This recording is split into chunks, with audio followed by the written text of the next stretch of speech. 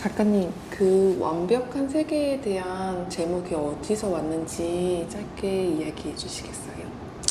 제가 전시장에 딱 들어서는 순간 보니까 여기는 전시장의 구조물이 밖을 내다볼 수 있는 구조물이 단 한 개도 없어요. 그래서 진짜 딱 스페이스만 존재하는 상태? 그러면 제가 생각하는 완벽한 세계는 사실 굉장히 자연과 도시와 뭐 이런 게 모든 게 공존이 이루어지는 세계가 완벽한 세계였거든요. 제가 추구하는 세계고. 그런데 그런 게 아무것도 없다? 그러면은 결국엔 이건 작가들이 이 공간을 완벽하게 채워야 되는 거잖아요. 완벽한 세계를 건설해 나가야 되는 거기 때문에 그런 생각이 제일 먼저 들었고, 그 다음에는 작가님과 저의 2인전을 생각하면서 이 공간을 다시 보게 되잖아요. 그럴 때 봤을 때 우리가 추구하는 완벽한 세계, 서로의 각자의 세계를 적절하게 잘 보여주면 정말 그건 하나의 어떤 다른 완벽한 세계를 만들 수 있지 않을까? 그런 걸 제시할 수 있지 않을까? 이런 생각을 먼저 했던 것 같아요. 이 주제가 어땠어요, 작가님? 저는 딱 보자마자 너무 좋았거든요. 근데 그 좋았던 이유 중에 하나가 제가 그동안에 말하던 세계들을 완벽하게 만들어주는 제목이 아닌가라는 생각이 들어서 좋았던 것 같아요.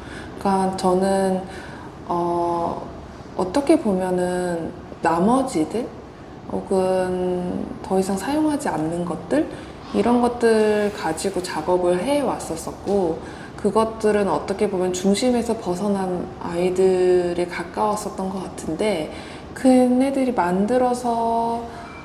만드는 세계들이 저는 그 또한 완벽하다라고 얘기를 되게 하고 싶었었단 말이에요. 그랬는데 전시 제목이 완벽한 세계라고 하면 너무 좋은 거 아니야? 막 이런 생각을 했었던 것 같아요.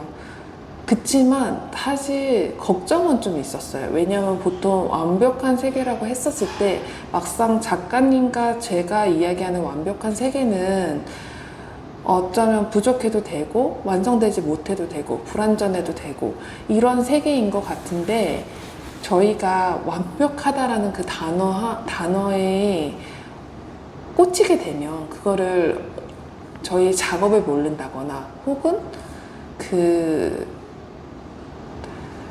다른 선입견이라고 할 수도 있는 것들이 있다면 저희가 완벽한 세계로 했었을 때 뭐 얼마나 완벽하게 했길래 라는 그런 기준이 올 수도 있지 않나? 라는 좀 그런 걱정은 했었던 것 같습니다.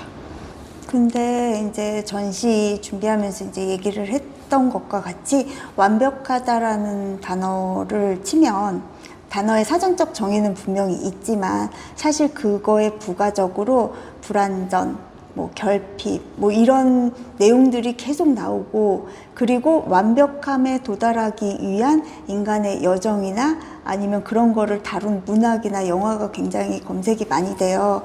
그러니까 결국에 완벽한 세계라는 거는 이상치에만 존재하는 세계이기 때문에 그것도 각자의 이상치는 다 다르잖아요. 그래서 그 완벽하다라는 단어가 주는 그 부수적인 것들이 너무 상반되는 것들이 많아서 오히려 이게 저희 전시의 어떤 제목이나 이런 거를 배가시키는 역할을 하지 않나, 이런 생각도 동시에 들었어요. 저 굉장히 동의가 되는 것 같아요. 저도 이 완벽하다라는 게 불가능하고 정말 좀 이상으로만 존재하는 거라고 생각을 했거든요. 그렇기 때문에 특정하게 형태를 딱 보여주지 않아도 된다고 생각을 들어서 좀 더 여러 가지로 실험적이고 재미있는 작업을 할 수 있지 않을까, 그런 생각을 했습니다. 작가님은 예전에 이 전시를 준비하면서 얘기를 했을 때 완전한 숫자, 완벽한 숫자에 대한 얘기를 좀 해주셨잖아요. 그 얘기를 좀 다시 듣고 싶어요. 제 작업에서 유난히 자주 등장하는 숫자가 있는데요. 그게 7이라는 숫자였어요. 그래서 유독 제가 7이라는 이 숫자를 자주 사용을 하다 보니까 이 7이라는 숫자 궁금한 거예요. 그래서 이렇게 좀 여기저기 찾아봤는데 사실 그 과학적으로는 그 약간 태양계 행성들이 7개가 있다. 이렇게 이야기가 있었었고, 종교적으로도 이제 6일 동안 일을 하시고 7일에 안식일이 있다 해가지고 이제 7이라는 숫자가 나왔었고, 그 다음에 또 그 행운의 숫자로서의 7도 있잖아요. 그래서 그런 식으로 해서 이게 완벽한 숫자다, 약간 이런 말이 있더라고요. 그래서 그게 되게 흥미로웠는데, 근데 요번 전시 준비하면서 제가 또 다시 7을 찾아봤거든요. 그랬더니 완벽한 숫자가 7이 아니라 또 6이라는 말이 나오더라고요. 그래서 그 종교적으로 6이 이제 6일 동안 일을 했기 때문에 7일은 휴식일이기 때문에 그 6이 더 완벽하자. 게다가 숫자로는 이제 소수라고 얘기를 하는데 이제 1, 2, 3 다른 숫자로 나눠지지 않는 이런 최소한의 숫자들의 결합이 합쳐져서 6이 나온다. 그래가지고 이제 그렇게 생각을 하다 보니까 얘네가 어쩌면은 그냥 사람에 따라서 상황에 따라서 완벽한 숫자는 계속 달라지겠구나 이런 생각이 들었어요. 그래서 저 같은 경우에는 하나의 모서리에서 나오는 7개의 그림자, 아니면 또 사과를 잘라서 이렇게 바느질을 하는 또 작업에서 또 7개의 사과, 이렇게 7이라는 숫자가 자주 등장했었던 것과 별개로 그냥 사람에 따라서 이 완벽한 숫자는 달라질 수 있다, 이런 생각을 했었던 것 같습니다. 이전에 작가님의 작업에서도 완벽한 세계가 계속 이야기가 됐을 것 같기는 하거든요. 그래서 작가님이 혹시 완벽한 세계에 대해서 이전 작업에 어떻게 구현됐었는지 이야기를 해주실 수 있을까요?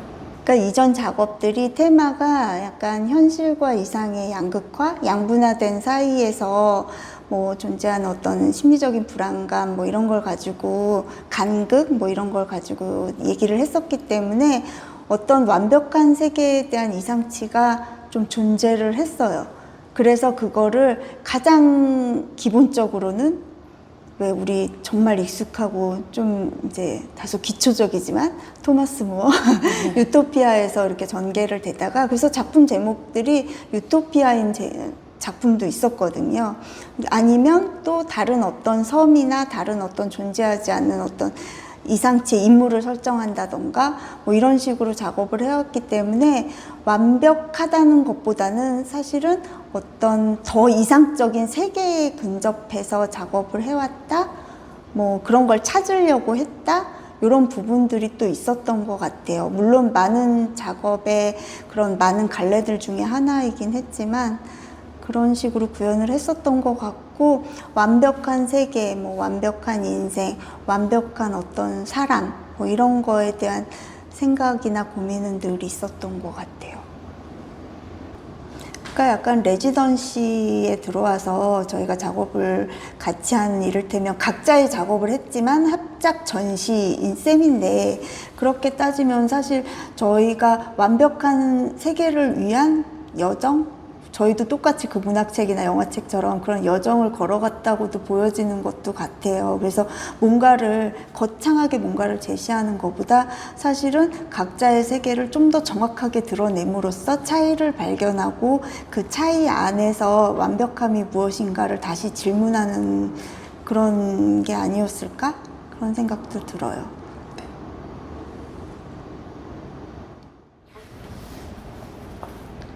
완벽한 세계. 모서리에게 계속 이름이 쌓여간다. 어느 장소에서 어떻게 보이느냐에 따라 새로운 이름이 부여된다. 가끔은 하나만, 가끔은 2개, 가끔은 추가로 여러 개가 놓이며 그때그때 이름이 생긴다. 모서리는 이름이 하나인 채 또는 여러 개인 채 주변의 모서리와 함께한다. 이번에는 흰색이다. 2019년부터 만든 모서리 31개 중 흰색으로만 이루어진 모서리 9개를 택해 함께 놓는다. 31개의 모서리 중 9개는 직류면체, 정류면체, 입방체 등 어떤 것을 형성했던 혹은 형성한다는 가설 아래 만들어졌다. 하지만 흰색이라는 말 아래 서로 다른 때와 곳에 있었던 모서리들이 다시 만난다. 이들이 무엇을 이룰지 모른다. 목적을 가지고 모인 것도 아니라 꼭 무엇이 될 필요는 없다. 그냥 우리가 알지 못하는, 우리가 아는 단어로 표현하기 어려운 무언가가 되겠지. 나름의 구조를 만들겠지. 굳이 만들지 않아도 딱히 문제는 없다. 흰색이 있으니까. 페인트, 텍스, 벽지 등 다양한 재료로 만들어진 흰색은 어쩌면 애초에 하얀, 하얗티, 허연, 희디흰 등의 여러 가지 말로 나누어졌어야 했을지도, 어쩌면 그 어떤 말로도 구분하기 어려울지도 모른다. 대충 희끄무레한 느낌으로 퉁쳐서 이해한다. 그래도 다들 이해하고 있는 것 같다. 이해하는 것 같다. 이해할 것이다. 흰색으로 묶인다고 하더라도 결국 같은 구조에서 나온 것이 아닌 모서리는 다른 모서리 없이 그 자체로 자기의 세계를 만든다. 모서리, 면의 경계를 이루고 있는 선분들, 어떤 것의 시작일 수도 끝일 수도 있는 곳. 우리는 모서리로 그곳이 공간의 아래인지 위인지 옆인지 알 수 있을까? 모서리가 바닥에 놓여 있다면 바닥이고, 벽에 달려 있다면 벽이고, 천장에 붙어 있으면 천장으로 보는 게 맞을까? 구석은 눈에 띄지 않지만 그래서 그곳만을 보고 확신할 수도 없다. 무엇이든 상상할 수 있는, 무엇이든 수령 가능한 신비한 자리다. 완벽해 보이는 이 세계는 사실 잠시 그렇게 모여 있었을 뿐이다. 이름이나 기준, 질서 같은 건 그때그때 정해지고 언제든 달라질 수 있다. 그게 꼭 틀렸다고 할 수도 없고 맞는다고 할 수도 없다. 그냥 그렇게 모여 있었던 시간, 그게 전부일지도 모른다. 지구극장 시놉시스 1 미완성인 나의 세계. 머릿속을 빠르게 스쳐 지나간 건 서울 한가운데의 어두운 전시장을 맴도는 나비와 벌, 새, 햇살에 비치는 먼지, 씨앗 같은 거였어요. 사방에 창이 하나도 없는 공간에서 떠올린 것이 자연이라니 그 느낌을 살려야 하는 걸까? 무엇으로? 사운드로? 영상으로? 그럴 바에는 자연 속에 있는 내 집으로 돌아가면 될 것을. 작은 정원이 있고 아침엔 새가 지저귀고 낮에는 고양이가 어슬렁대는 내 집에 사람들을 초대하면 될 일이었죠. 전 얼마 전부터 작은 조립식 극장과 이 극장의 재료인 금속의 마찰음, 그리고 다르게는 인공향이 아닌 태초의 풀과 꽃, 숲에서 나는 냄새, 그리고 그 모든 것을 응축한 씨앗, 구근의 물질성에 매료되어 있었어요. 정확히는 물질과 비물질을 가로지르며 혼재해 있는 모든 것들이죠. 사실 내 집은 이 모든 것을 가지고 있어요. 내가 오랜 시간을 들여 그렇게 만들었죠. 하지만 아이러니하게도 나는 항상 그곳을 떠나고 싶어 해요. 그리고 떠나고 싶어 한다는 그 사실은 나를 불편하게 압박하곤 했어요. 마치 투정 부리는 어린아이가 되거나 불평불만 가득한 노파가 된 듯 했죠. 하지만 어쨌든 나는 이번 전시에서 나의 완벽한 세계를 떠나려 드는 그 압박감, 불안감과 결핍으로 인해 완성하지 못한 미완성인 나의 세계를 만들기로 결정했어요. 나는 그 세계를 지구극장이라 부르기로 했습니다. 섬세한 동의로 유지되는 단단함과 연약함, 고정과 이동, 결합과 해체 사이의 긴장을 드러낸다. 평평하지 않은 도자기판에 바퀴 달린 원목 가구 다리 4개. 작품은 단단한 재료들로 이루어졌지만 서로를 온전히 지탱하지 못한 채 연약한 관계를 맺고 있다. 바퀴가 있어 이동할 수 있지만 조금이라도 평형이 어긋나는 순간 도자기판은 쉽게 깨진다. 도자기로 다리의 무게를 온전히 견디기엔 판은 충분히 단단하지 않다. 그렇다고 4개의 다리를 두 손으로 동시에 들기엔 구조적으로 불가능하다. 이 둘은 분리와 해체를 통해 가장 안전하다. 서로를 완전히 감당하지 못한 채 마주하는 두 소재는 가까워질수록 균열에 가까워지며 오히려 위태롭고 불안정하다. 쉬지 않는 극장. 지구라는 극장엔 무대가 있고 배우도 있고 24시간 365일 쉬지 않고 드라마와 서사가 이루어지는 곳. 작은 벌레, 길가의 돌멩이, 도시의 네온사인, 모든 것이 누군가를 대신하지 않고 자신만의 연기를 펼치죠. 나는 지구의 파편화된 모습들을 여러 개의 입체로 형상화해요. 이 중 하나에는 이 모든 것을 응축한 다알리아 구근의 형태 조각을 만들어 놓을 거고, 다른 한쪽엔 땅과 풀의 모양새가 있을 거예요. 이 구근이 만약 생명력을 가지게 되면 자신의 이야기를 펼치고 이 새로운 주인공에게 아낌없이 박수가 쏟아지겠죠. 만약 그 구근이 그대로 말라버린다면 우리는 이 구근의 존재와 쓰임새에 대해 생각하게 될 거고, 그리고 우리는 아마도 너도 나도 달려들어 심폐소생술을 하려 들 거예요. 그렇게 제 심리적 경험, 예를 들면 불안함과 결핍 등은 모두의 것이 됩니다. 그게 제가 원하는 바예요.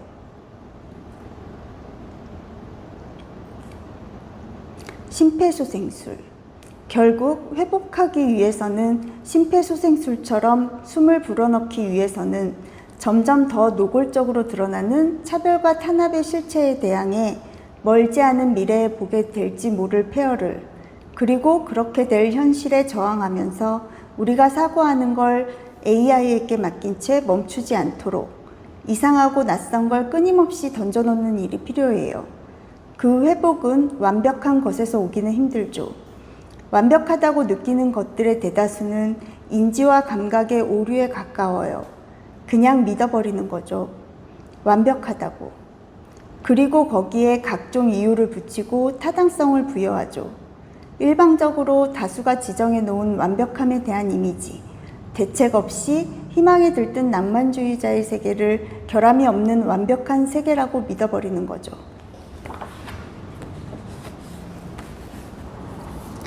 그때는 거기가 위였다.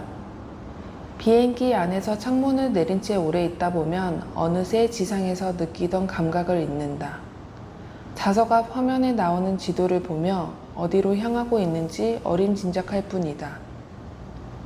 갑자기 의문이 든다. 지금 똑바로 잘 가고 있는 것이 맞나? 확신하기가 어렵다. 무언가 이상하다. 갑자기 머릿속 깊숙이 있던 과학 원리가 생각난다. 정확하지는 않아도 알 수 없는 꺼림직함이 자꾸 꺼내보라고 한다. 지구는 둥글다. 3세기 아리스토텔레스 때부터 있었던 이야기다. 하지만 눈으로 확인할 수 없기 때문에 사람들은 눈으로 확인 가능한 것까지만 믿었다. 그 믿음은 아마 콜럼버스가 아메리카 대륙을 발견하고 대항해 시대에 마젤란이 세계 일주에 성공한 다음에야 좀 바뀌었을 것이다. 하지만 웃긴 건 막상 콜럼버스는 죽기 전에 지구는 둥글지 않다고 주장했다는 것이다. 1961년 소련의 우주비행사 가가린이 대기권 바깥이 나가 지구 사진을 찍었다. 이와 함께 지구가 둥글다는 것은 누구도 반박할 수 없는 사실이 되었다. 이거다. 이게 이상하다는 거다. 지구는 둥글고 비행기는 10시간이 넘게 이동을 하고 있다. 이동하고 있을 것이다. 목적지가 있으니까. 근데 아무 변함이 없다고? 바람에 비행기가 살짝 흔들릴 뿐 딱히 변함이 없다. 조금 잔잔한 놀이기구를 탄 정도이다. 지구 한 바퀴 도는데 얼마나 시간이 걸리는 거더라? 아무래도 비행기 안에서 나의 찝찝함이 해결될 것 같지 않다. 비행기 안이 아닌 바깥으로 가보자. 대기권 밖 우주에서 비행기를 바라보자. 출발지가 어디였더라? 출발지를 찾자마자 어지럽다. 출발지를 기준으로 나는 뒤집혀 있다. 머리를 만지작거리게 되고 괜스레 안전벨트에 손이 간다. 머리카락이 서 있나? 내려져 있나? 비행기 바닥에 발은 잘 붙어 있나? 몸을 만지작거리며 이런저런 생각을 계속하게 된다.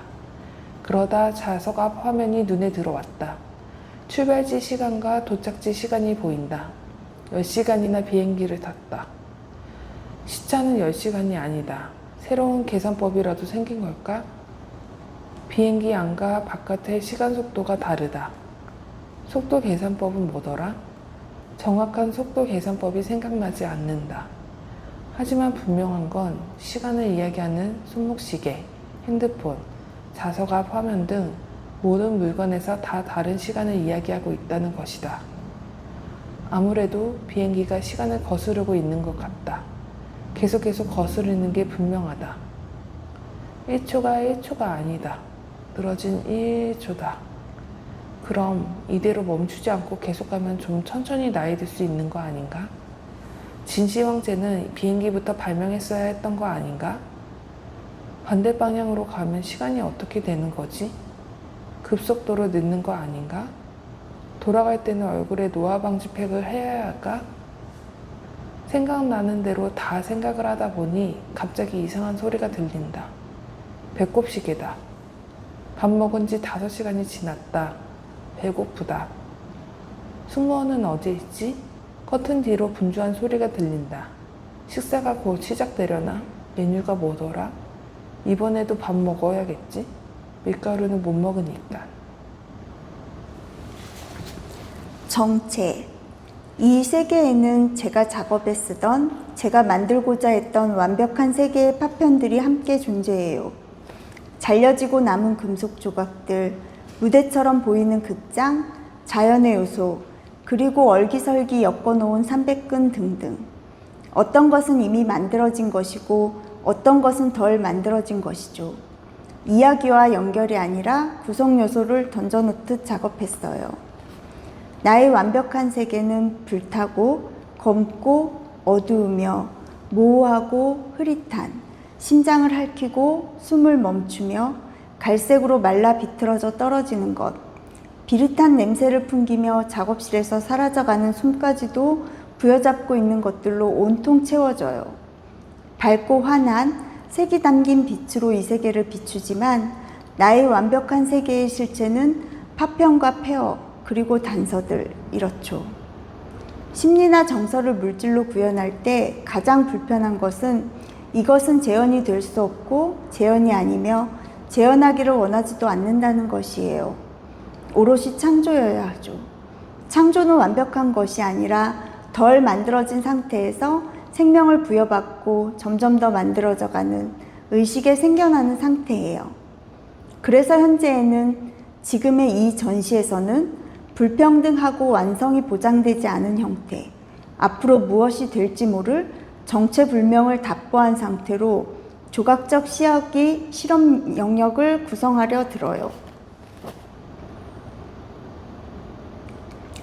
지구 극장에 대한 나는 그렇게 발가벗고 있다. 2025년 여름 김시하.